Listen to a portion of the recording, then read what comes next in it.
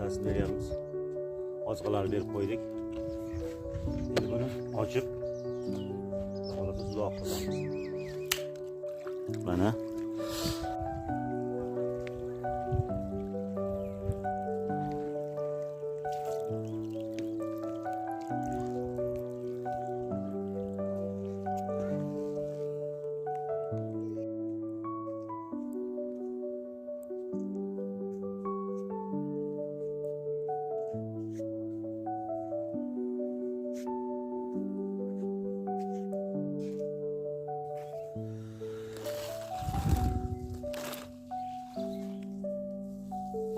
piyozimiz siyrakligiga e'tibor qilmaysa, bu siyrakligi biz aybimiz bilan bo'lgan.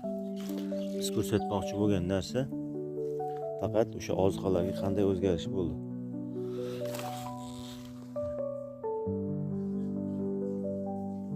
Mana shu oralarda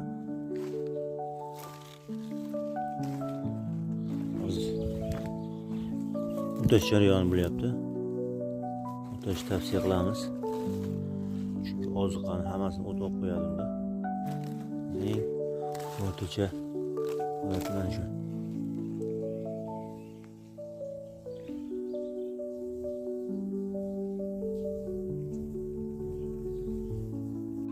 Bizni kuzatishda davom etinglar.